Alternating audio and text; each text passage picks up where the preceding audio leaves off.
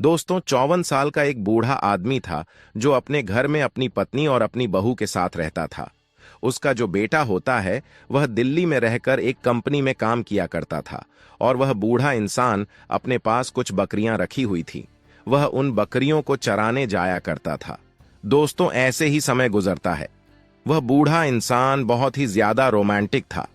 वह अपनी पत्नी से हमेशा रोमांटिक बातें और प्यार भरी बातें करते रहता था।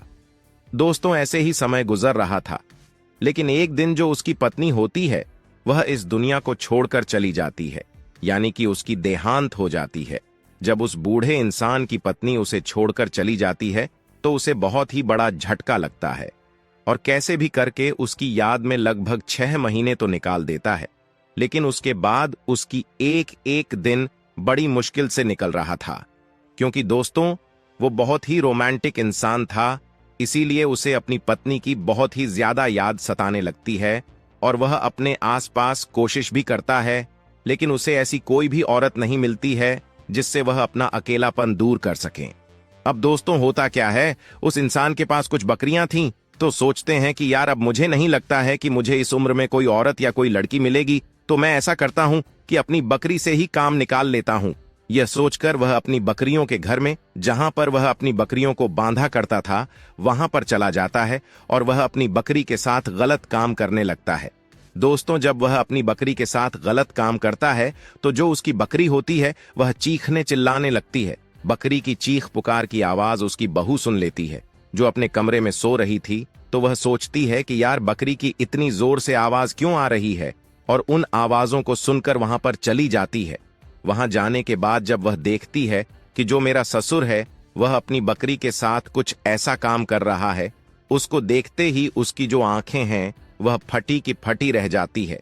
फिर कुछ देर के बाद उस बूढ़े इंसान को पता चल जाता है कि जो मेरी बहू है वह मुझे छुपकर देख रही है।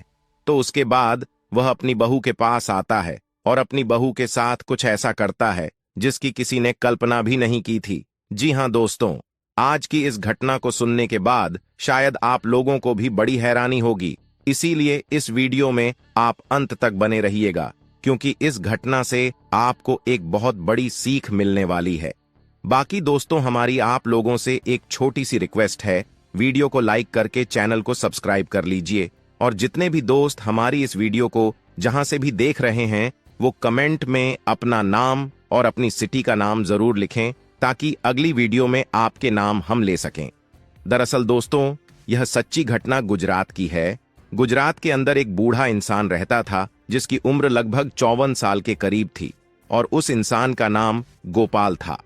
दोस्तों गोपाल के परिवार में कुल 4 लोग रहते थे। एक उसकी पत्नी थी, एक उसका बेटा था और एक उसके बेटे की पत्नी थी। दोस्तों जो उसका बेटा था वह दिल्ली में रहकर एक कंपनी में काम किया करता था और वह अपनी पत्नी और अपनी बहू के साथ अपने घर में रहता था। दोस्तों गोपाल के पास लगभग 10 से 12 बकरियां थीं और उन बकरियों को चराने के लिए वह अपने आसपास के खेतों में जाया करता था और कैसे भी करके उसने 10-12 बकरियां अपने घर में रखी हुई थीं। अब धीरे धीरे समय गुजर रहा था। दोस्तों जो गोपाल होता है वह बहुत ही ज्यादा रोमांटिक था। रोमांटिक मतलब उसकी जो पत्नी थी उससे हमेशा वह प्यार भरी बातें करता रहता था, हमेशा मीठा बोलता था और हर दूसरे दिन अपनी पत्नी के साथ संबंध बनाया करता था। अब दोस्तों होता क्या है, लगभग 1 साल के बाद जो उसकी पत्नी होती है वह उसे छोड़कर इस दुनिया को चली जाती है। अब गोपाल जो है अकेला पड़ जाता है। उसको अकेलापन महसूस होने लगा था। वह कैसे भी करके 3-4 महीने तो निकालते हैं, लेकिन उसके बाद उससे और बर्दाश्त नहीं होता है। अब उसके लिए एक एक दिन बहुत ही ज्यादा भारी पड़ रहा था। वह अपनी पत्नी को बहुत ही ज्यादा याद करता है। वह सोचता है कि यार काश अगर मेरी पत्नी मेरे पास होती तो आज मुझे अपने कमरे में अकेला सोना नहीं पड़ता। गोपाल एक एक दिन बड़ी मुश्किल से काट रहा था। वह सोचता है कि अब मुझे कुछ तो करना होगा। उसके बाद वह बूढ़ा इंसान अपने आसपास कहीं पर देखता है कि शायद कोई औरत या कोई लड़की मिल जाए जिससे वह अपनी जरूरत को पूरा कर सके। लेकिन उसको ऐसी कोई औरत या ऐसी कोई लड़की नहीं मिलती है जिसके साथ वह अपनी इच्छा को पूरी कर सके। उसके बाद दोस्तों वो करता क्या है, उनके पास जो बकरियां थीं और जो बकरियों का घर था वह सोचते हैं कि अब और रास्ते बिल्कुल बंद है, क्यों ना मैं अपनी बकरी के साथ अपना काम कर लूं। दोस्तों, उसके बाद वह अपनी बकरी के घर में चला जाता है और वहां जाने के बाद अपनी बकरी के साथ गलत काम करने लगता है। वह बूढ़ा इंसान था, लेकिन ताकतवर भी था। तो जो बकरी थी वह चिल्ला रही थी, बकरी की आवाज निकल रही थी, और जैसे ही बकरी की आवाज उसकी बहू के कमरे में जाती है तो उसकी बहू उठ जाती है और इधर उधर देखने लगती है कि जो बकरी है क्यों चिल्ला रही है। फिर वह जाकर बकरियों के घर में देखती है तो वहां जाने के बाद उसको अपने ससुर दिख जाता है कि जो उसका ससुर होता है वह बकरी के साथ बहुत ही गलत काम कर रहा है। वह छुपकर अपने ससुर को देखने लगती है। अब दोस्तों, वह भी बहुत ज्यादा परेशान थी, क्योंकि उसको भी अपने पति की बहुत ही ज्यादा याद आती थी। वह इसलिए क्योंकि उसका जो पति था वह दिल्ली में काम किया करता था और वह भी 6 महीने में एक बार अपने घर में आया करता था। अब दोस्तों, होता क्या है, वह जो उसकी बहू होती है वह छुपकर देखने की कोशिश करती है, क्योंकि उसको भी देखते हुए अच्छा लग रहा था।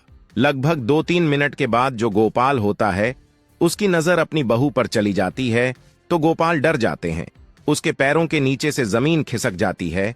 फिर वह बकरी को छोड़ता है और अपनी बहू के पास आ जाता है और बहू से माफी मांगने लगता है कि बहू, यह बात तुम किसी को भी मत बताना, क्योंकि तुम्हारी सास को गई हुई इतने दिन हो गए हैं और तुम्हें तो पता है कि मैं तुम्हारी सास के साथ कितना प्यार करता था और वह एकदम से मुझे छोड़कर इस दुनिया से चली गई। इसलिए मैं बहुत ही ज्यादा परेशान हो गया था, मुझे अकेलापन सताने लगा था, इसलिए मैंने यह गलत काम किया है। उसके बाद दोस्तों, जो उसकी बहू होती है शायद उसके मन में भी यही चीजें थीं।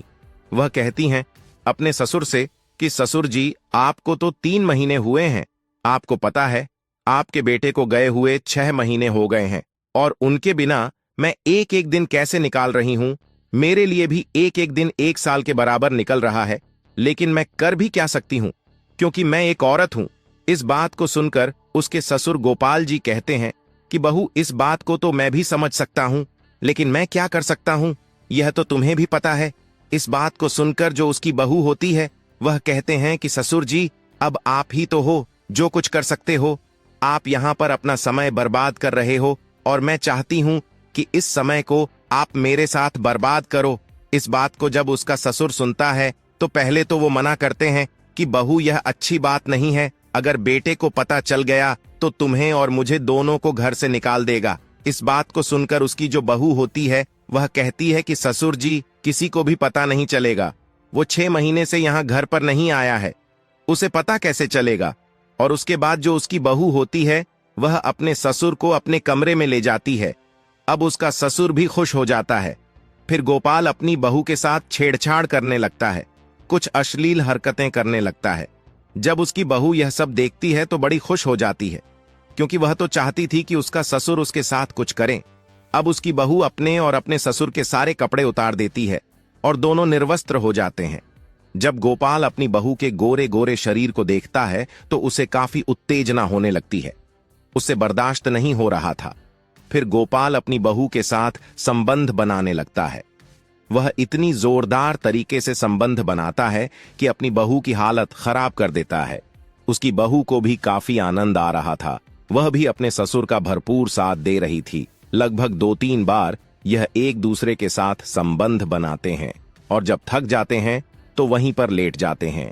फिर जब अगले दिन सुबह होती है तो यह दोनों बैठकर नाश्ता पानी करते हैं।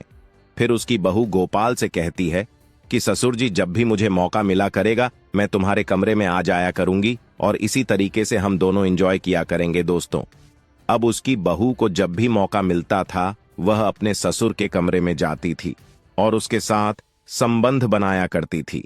वह पूरी रात अपने ससुर के साथ संबंध बनाती थी। इस तरीके से लगभग 2 महीने का समय गुजर जाता है। एक दिन गोपाल का बेटा जो दिल्ली में रह रहा था वह अपनी कंपनी से छुट्टी लेता है और घर पर आ जाता है। वह अपनी पत्नी के साथ रहने लगता है। दोस्तों, अब इन दोनों का मिलना जुलना बंद हो चुका था। यह एक दूसरे के लिए बेचैन हो रहे थे, क्योंकि इन दोनों को एक दूसरे की आदत लग चुकी थी। इधर गोपाल अपनी बहू से मिलने के लिए तड़प रहा था, उधर उसकी बहू अपने ससुर से मिलने के लिए तड़प रही थी। आखिर कर भी क्या सकते थे, क्योंकि गोपाल का बेटा घर पर ही था इस तरीके से 15 दिन का समय गुजर जाता है। एक दिन सब लोग बैठकर रात का खाना पीना खाते हैं और सारे लोग अपने अपने कमरे में सोने के लिए चले जाते हैं। गोपाल की बहू अपने पति के साथ सो रही थी। अब वह अपने पति के सोने का इंतजार करने लगती है। लगभग कुछ देर के बाद उसका पति सो जाते हैं। अब गोपाल की बहू को मौका मिल जाता है।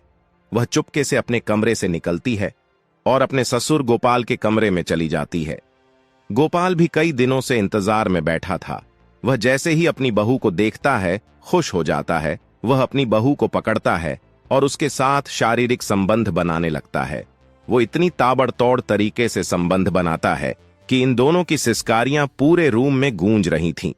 इधर गोपाल के बेटे की आंख अचानक से खुल जाती है। अब वह अपनी पत्नी को देखता है तो उसकी पत्नी बेड पर नहीं है। वह सोचता है कि शायद शौच करने के लिए गई होगी, अभी आ जाएगी, लेकिन उसकी पत्नी आती नहीं है। फिर वह अपने कमरे से निकलता है तो उसको कुछ आवाजें सुनाई देता है। फिर वह अपने पिता के कमरे की तरफ जाता है तो वह आवाजें वहीं से आ रही थी। अब वह कमरे का दरवाजा खटखटाने लगता है।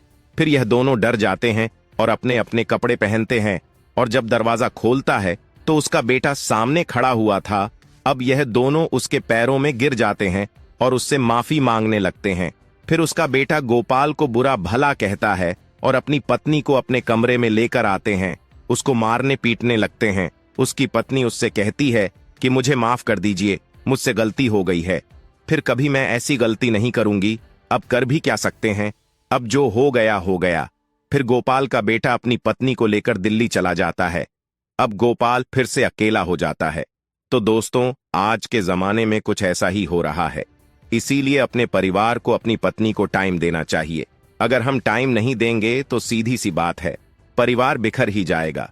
दोस्तों, इस कहानी को सुनाने का मकसद आप लोगों को परेशान करना या आपका दिल दुखाना नहीं है, बल्कि आपको जागरूक और सचेत करना है। दोस्तों, मिलेंगे फिर एक नई वीडियो में। आप अपना और अपनों का ख्याल रखें।